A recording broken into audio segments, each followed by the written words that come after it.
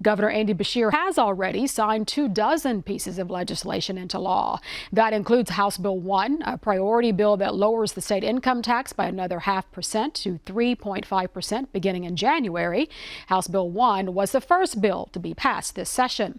Another high priority bill signed into law is Senate Bill 3, designed to modernize Kentucky's name, image, and likeness, or NIL laws.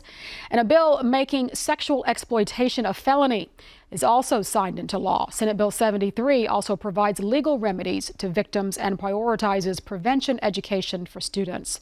And judges will now be able to finalize adoptions for families who lost a child during the adoption process under a bill known as Braylon's Law.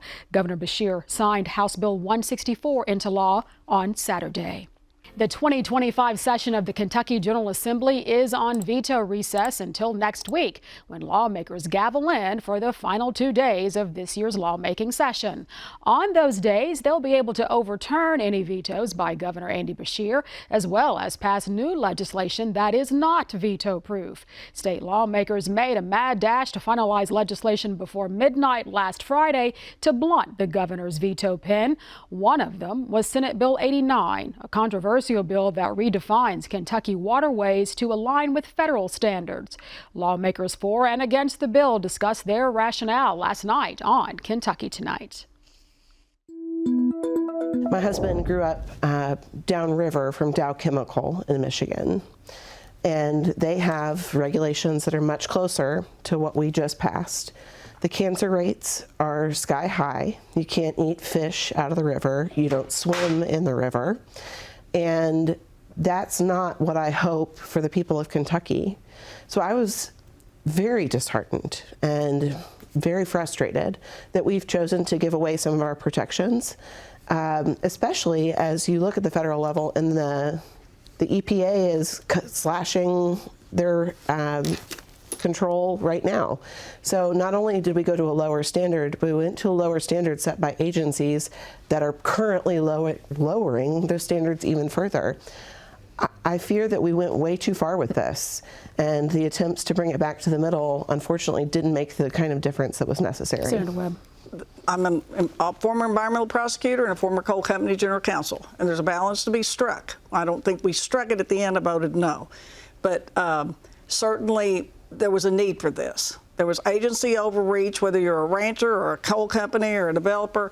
There was agency overreach in the application of this law. Things were getting held up in permits. They were getting shut down. So it was needed, a reconciliation with the U.S. Supreme Court decision and federal law.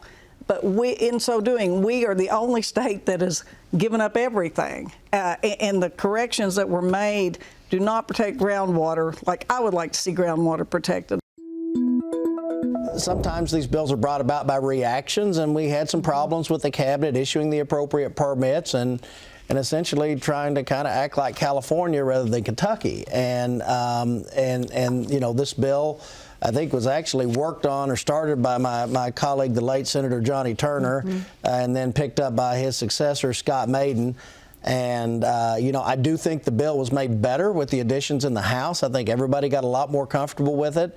And, you know, at the end of the day, I thought it was a sweet spot that strikes a balance between protecting our natural resources and allowing builders and farmers and coal companies to be economically productive. And so, you know, that's how I got to yes on it.